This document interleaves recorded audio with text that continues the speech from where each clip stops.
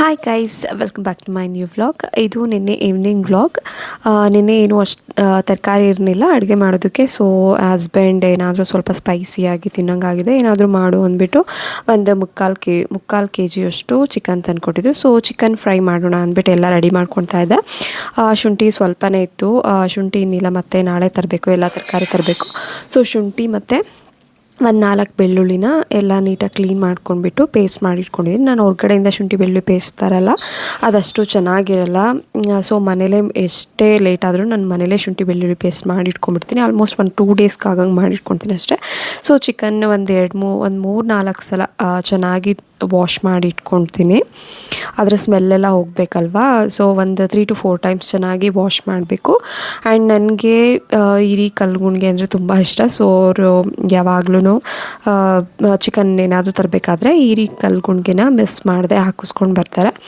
ನನ್ನ ಕುಂದನ್ಗೆ ಅಷ್ಟೊಂದು ಇಷ್ಟ ಆಗಲ್ಲ ಹಿರಿ ಎಲ್ಲ. ಸೊ ಚೆನ್ನಾಗಿ ಎಲ್ಲ ತೊಳೆದು ಇಟ್ಕೊಂಡಿದ್ದೀನಿ.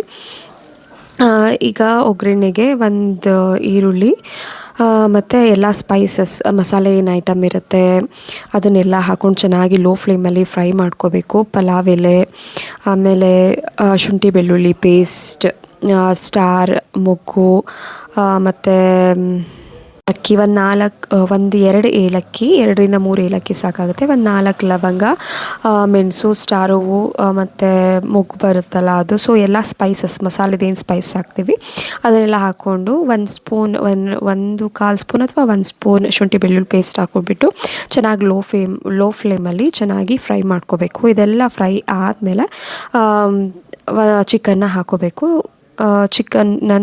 ಚಿಕನ್ ತೊಳೆದಿಟ್ಟಿದೆ ಅದನ್ನೆಲ್ಲ ಹಾಕ್ಕೊಂಡು ಮತ್ತೆ ಫ್ರೈ ಮಾಡ್ತಾಯಿದ್ದೀನಿ. ಸ್ವಲ್ಪ ಉಪ್ಪು, ಅರಿಶಿನ, ನಾನು ಮನೇಲೇ ಅರಿಶಿನ ಮಾಡ್ಕೊಂಡಿದ್ದೆ. ಒಂದು ಸ್ವಲ್ಪ ಇತ್ತು ಅರಿಶಿನ, ಇನ್ನೇನು ಖಾಲಿ ಆಗುತ್ತೆ, ಮತ್ತು ಮನೇಲಿ ಮಾಡ್ಕೋಬೇಕು.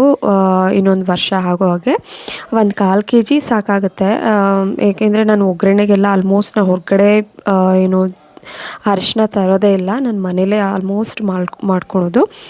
ಹೊರಗಡೆ ಎಲ್ಲ ಕೆಮಿಕಲ್ ಮಿಕ್ಸ್ ಮಾಡಿರ್ತಾರೆ. ಅರಿಶಿನದಿಂದ ಎಷ್ಟೊಂದು ಬೆನಿಫಿಟ್ಸ್ ಇದೆ, ಬಟ್ ನಾವು ಹೊರಗಡೆ ಕಲರ್ ಮಿಕ್ಸ್ ಮಾಡಿದ್ದು ಯೂಸ್ ಮಾಡಿ ಎಷ್ಟೊಂದು ರೋಗಗಳನ್ನ ನಾವೇ ತರಿಸ್ಕೊಳ್ತೀವಿ.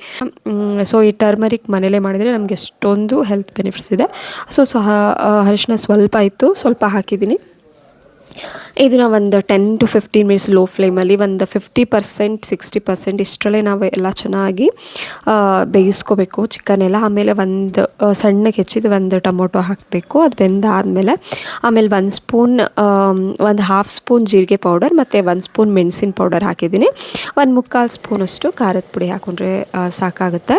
ಇದೆಲ್ಲ ಆದಮೇಲೆ ಚೆನ್ನಾಗಿ ಮಿಕ್ಸ್ ಮಾಡಿಬಿಟ್ಟು ಒಂದು ಸ್ವಲ್ಪ ಬೇಯಿಸ್ಬಿಟ್ಟು ಆಮೇಲೆ ಮತ್ತೆ 1 ಸ್ಪೂನ್ ಧನಿಯಾ ಪೌಡರ್ನ ಮಿಕ್ಸ್ ಮಾಡ್ತೀನಿ. ಸ್ವಲ್ಪ ಅರಿಶಿನ ಹಾಕಿದೆ, ಕಡಿಮೆ ಹಾಕಿದ್ದೆ ಅಂದ್ಬಿಟ್ಟು. ಆ್ಯಂಡ್ ಅರಿಶಿನ ಎಲ್ಲ ಖಾಲಿ ಆಗೋಯ್ತು ಚಿಕನ್ಗೆ. 1 ಸ್ಪೂನ್ ಅಥವಾ 1.5 ಸ್ಪೂನ್ ಧನಿಯಾ ಪೌಡರ್ ಸಾಕಾಗುತ್ತೆ. ನಾನಿಲ್ಲಿ 1 ಸ್ಪೂನ್ ಹಾಕಿದ್ದೀನಿ. ಇದೆಲ್ಲ ಚೆನ್ನಾಗಿ ಮಿಕ್ಸ್ ಮಾಡಿಬಿಟ್ಟು ಒಂದು 15 ಮಿನಿಟ್ಸ್ ಒಂದು ಮೀಡಿಯಮ್ ಫ್ಲೇಮಲ್ಲಿ ಬೇಯಿಸಿದ್ರೆ ಚೆನ್ನಾಗಿ ಒಂದು 15 ಮಿನಿಟ್ಸ್ ಇದನ್ನು ಚೆನ್ನಾಗಿ ಬೇಯಿಸಿದ್ರೆ ಆಯಿತು. ಚಿಕನ್ ಎಲ್ಲ ಬೇಯುತ್ತೆ. ಇದರಲ್ಲಿ ನಾನು ಒಂದು ದೊಡ್ಡ ಗ್ಲಾಸಲ್ಲಿ 1 ಗ್ಲಾಸಷ್ಟು ನೀರು ಹಾಕಿದ್ದೀನಿ. ಸೊ ಈಗ ಚಿಕನ್ ರೆಡಿ ಆಯಿತು. ನೆಕ್ಸ್ಟ್ ನಾನು ಅನ್ನಕ್ಕೆ ರೆಡಿ ಮಾಡ್ಕೋಬೇಕು. ಎಷ್ಟೊಂದು ಮನೇಲಿ ಹೊರಗಡೆಯಿಂದ ನಾವು ಗರಂ ಮಸಾಲೆ ತರ್ತೀವಲ್ಲ, ಗರಂ ಮಸಾಲೆ ತರಬೇಡಿ, ಅದರಲ್ಲಿ ಎಷ್ಟೊಂದು ಕೆಮಿಕಲ್ಸ್ ಆ್ಯಡ್ ಮಾಡಿರ್ತಾರೆ, ತುಂಬ ಪ್ರಿಸರ್ವೇಟಿವ್ ಇರುತ್ತೆ. It's not good for health. ಇದ್ರ ಬದಲು ಗರಂ ಮಸಾಲೆ ಟೇಸ್ಟ್ ಅಂತ ಅಂದರೆ, ನಾನೀಗ ಇದೆಲ್ಲ ಸ್ಪೈಸಸ್ ಆ್ಯಡ್ ಮಾಡಿದ್ದೀರಲ್ಲ, ಇದೆಲ್ಲ ಸ್ಪೈಸಸ್ ಆ್ಯಡ್ ಮಾಡಿದರೆ ನೀವು ಗರಂ ಮಸಾಲೆ ತಂದು ಹಾಕಿದಾಗ ಏನು ಟೇಸ್ಟ್ ಬರುತ್ತೆ ಅದೇ ಟೇಸ್ಟ್ ಬರುತ್ತೆ ಇದರಲ್ಲಿ. ಇನ್ನೂ ಫ್ಲೇವರ್ ತುಂಬ ಚೆನ್ನಾಗಿರುತ್ತೆ ಆ್ಯಂಡ್ ಯಾವುದೇ ಕೆಮಿಕಲ್ಸ್ ಇರಲ್ಲ. ಸೊ ಎಲ್ಲ ರೆಡಿ ಆಯಿತು. ಅನ್ನ ಮತ್ತು ಚಿಕನ್ ಗ್ರೇವಿ ಎಲ್ಲ ಮಾಡಾಯಿತು. ನಮ್ಮ ಕುಂದನ್ ಹೋಮ್ವರ್ಕ್ ಬರಿತಾ ಇದ್ದ, ಚೆಕ್ ಮಾಡೋಣ ಅಂತ ಬಂದೆ. ಅವರಪ್ಪ ಅಂತೂ ಹೊಡೆದು ಬರೆಸ್ತಾ ಇದ್ರು, ಇದು ಹಿಂಗೆ ಬರ್ತಿದ್ಯಾ, ಇದು ಹಂಗೆ ಬರ್ತಿದ್ಯಾ ಅಂತ.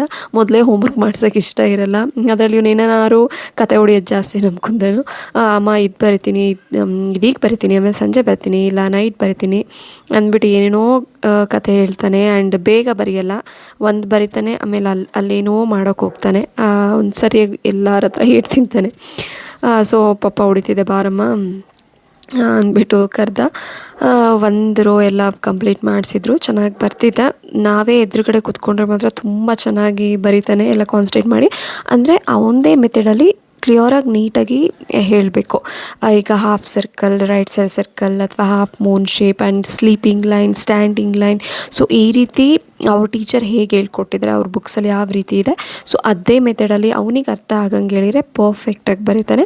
ಒಂದೊಂದು ಸಲ ಮರೆತ್ಕೊಬಿಡ್ತಾನೆ ಆ್ಯಂಡ್ ಎಲ್ಲಯಾವುದೋ ಒಂದೊಂದು ಸಲ ಕನ್ಫ್ಯೂಸ್ ಆಗಿಬಿಡುತ್ತೆ ಮಕ್ಕಳಿಗಂತೂ. ಈ ಡಿ ಬರೆಯೋದು ಬಿ ಬರೆಯೋದು ಕನ್ಫ್ಯೂಷನ್ ಇದೆಯಲ್ಲ, ಸೊ ಅದೇ ನನ್ನ ಮಗನು ಒಂದೊಂದು ಸಲ ಮಾಡಿಬಿಡ್ತಾನೆ, ಮರ್ತ್ಕೊಂಡೇ ಬಿಡ್ತಾನೆ ಇನ್ನೊಂದು ಗಳಿಗೆ. ಬಟ್ ಮತ್ತೆ ಒಂದು ಸ್ವಲ್ಪ ಹಾಫ್ ಸರ್ಕಲ್ ಎಲ್ಲ ನೆನಪು ಮಾಡಿಬಿಟ್ರೆ ಸಾಕು, ಪಟ್ ಅಂತ ಓ ಕಣಮ್ಮ ಗೊತ್ತಾಯಿತು ಗೊತ್ತಾಯ್ತು ಗೊತ್ತಾಯಿತು ಅಂದ್ಬಿಟ್ಟೆಲ್ಲ ಬರೆದ್ಬಿಡ್ತಾನೆ. ಇನ್ನು ಅವನು ಕ್ಯಾಪಿಟಲ್ ಲೆಟರ್ ABCD ಎಲ್ಲ ಕಂಪ್ಲೀಟ್ ಮಾಡಿಸಿದ್ರು ಅವ್ರ ಪಪ್ಪ. ಸೊ ನಾನು ಸ್ಮಾಲ್ ಲೆಟರ್ಸ್ ABCDಗೆ ಬಂದೆ. ಅಷ್ಟೊತ್ತಿಗೆಲ್ಲ ಅಡುಗೆ ಎಲ್ಲ ಆಗಿತ್ತು.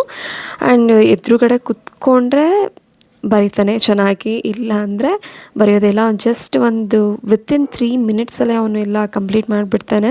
ಬಟ್ ತುಂಬ ಲೇಝಿ, ಅದು ಇದು ಕತೆ ಹೊಡ್ಕೊಂಡು ಹಂಗೆ ಟೈಮ್ ಪಾಸ್ ಮಾಡ್ತಾನೆ. ಇಲ್ಲ ನಾನು ಅವನಿಗೆ ಹರ್ಷ ತುಂಬ ಹೊಟ್ಟೆ ಹಸ್ತಿದ್ದು ಅಂತಿದ್ರು. ಸೊ ಹರ್ಷಂಗೆ ಸ್ವಲ್ಪ ಅನ್ನ ಮತ್ತು ಚಿಕನ್ ಗ್ರೇವಿ ಹಾಕೊಂಡು ಹೋಗೋಣ ಅಂದ್ಬಿಟ್ಟು ಎಲ್ಲ ರೆಡಿ ಮಾಡಿದೆ. ಟೇಸ್ಟ್ ನೋಡಿದೆ ಹೇಗಿದೆ ಅಂತ. ಟೇಸ್ಟ್ ಮಾತ್ರ ನಿಜವಾಗ್ಲೂ ಸಕ್ಕತ್ತಾಗಿತ್ತು. ಸೇಮ್ ಗರಂ ಮಸಾಲೆ ಹಾಕಿದಾಗ ನಾವು ಟೇಸ್ಟ್ ಬರುತ್ತಲ್ಲ, ಅದಕ್ಕಿಂತನೂ ತುಂಬ ಚೆನ್ನಾಗಿ ಟೇಸ್ಟ್ ಬರುತ್ತೆ. ಸೊ ಈ ರೀತಿಯಾಗಿ ಸ್ಪೈಸಸ್ ಹಾಕಿ ಮಾಡಿ ಗರಂ ಮಸಾಲೆ ಬದಲು ಓಕೆನಾ. ನಾನು ಸ್ವಲ್ಪ ಚಿಕನ್ ಹಾಕ್ಕೊಂಡ್ಬಂದೆ ನಮ್ಮ ಕುಂದನಿಗೆ ನನಗೆ ಅಂದ್ಬಿಟ್ಟು. ಕುಂದನಿಗೆ ಸ್ವಲ್ಪ ತಿನ್ನಿಸಿ ನಾನೊಂದು ಸ್ವಲ್ಪ ತಿಂದ್ಬಿಟ್ಟು ಹರ್ಷಂಗೂ ಹಾಕ್ಕೊಟ್ಬಿಟ್ಟೆ. ಕುಂದನಿಗೆ ಸ್ವಲ್ಪ ಹೋಮ್ವರ್ಕ್ ಅವ್ನು ಬರೀತಿರ್ಲಿಲ್ಲ, ತುಂಬ ಕಿರಿಕ್ ಮಾಡ್ತಾ ಇದ್ದ. ಆಮೇಲೆ ಬರೀತೀನಿ, ಇದು ಹಿಂಗಲ್ಲ, ಇದು ಏನು ಬರೆಯೋದು ಕೇಳಿಲ್ಲ, ಹೋಮ್ವರ್ಕ್ ಏನೇನೋ ಒಟ್ಟು ನೆಪ ಹೇಳಿಬಿಡ್ತಾನೆ. ಬರೆಯೋದೇ ಇಲ್ಲ ಕಂಟಿನ್ಯೂಸ್ಸು. ಅವನಿಗೆ ಸರಿಯಾಗಿ ಕ್ಲಾಸ್ ತೊಗೊಂಡ್ರೆ ವಿತಿನ್ 3 to 4 ಮಿನಿಟ್ಸಲ್ಲಿ ಬರೀತಾನೆ. ಸೊ ಅವನಿಗೆ ತಿನ್ನಿಸ್ಕೊಂಡು ನಾನು ತಿನ್ಕೊಂಡು ಹಾಗೆ ಹೋಮ್ವರ್ಕ್ ಎಲ್ಲ ಕಂಪ್ಲೀಟ್ ಮಾಡಿದ್ವಿ. ಚಿಕನ್ ಗ್ರೇವಿ ತುಂಬಾ ಚೆನ್ನಾಗಿತ್ತು. ನೀವು ಒಂದ್ಸಲ ಮನೇಲಿ ಟ್ರೈ ಮಾಡಿ. ಈ ರೀತಿ ಸ್ಪೈಸಸ್ ಆ್ಯಡ್ ಮಾಡೋದ್ರಿಂದ ನಾವು ಯಾವುದು ಗರಂ ಮಸಾಲೆ ಆ್ಯಡ್ ಮಾಡೋದೇ ಬೇಡ. ನಾನಿಲ್ಲೆಲ್ಲ ಏನೇನು ಹಾಕಿದ್ದೀನಿ, ಜೀರಿಗೆ ಪೌಡರ್ ಮನೇಲೇ ಮಾಡಿದ್ದೆ ಆ್ಯಂಡ್ ಪೆಪ್ಪರ್ ಪೌಡರ್ ಕೂಡ ಮನೇಲೇ ಮಾಡಿದ್ದೆ. ಅರಿಶಿನ ಅದು ಕೂಡ ನಾನು ಮನೇಲೆ, ಅರಿಶಿನದ ಗೊನೆ ಬರುತ್ತಲ್ಲ ಅದರಿಂದ ನಾನು ಮನೇಲೇ ತಂದು ಮಾಡಿದ್ದೆ. ಅದೊಂದು ಸಲ ನಾನು ತೋರಿಸ್ತೀನಿ, ಏಕೆಂದರೆ ಖಾಲಿಯಾಗಿ ನೆಕ್ಸ್ಟ್ ನಾನು ಅದನ್ನು ತರಿಸ್ಬೇಕು. ಅದು ತಂದಾಗ ಒಂದು ಸಲ ವೀಡಿಯೋ ಅಪ್ಲೋಡ್ ಮಾಡ್ತೀನಿ. ಸೊ ಇದು ನಿನ್ನೆ ಈವ್ನಿಂಗ್ ವ್ಲಾಗ್ ಆಗಿತ್ತು. ನಮ್ಮ ಕುಂದನ್ ಏನೇನೋ ಬಂದು ತೋರಿಸ್ತಾ ಇದ್ದಾನೆ.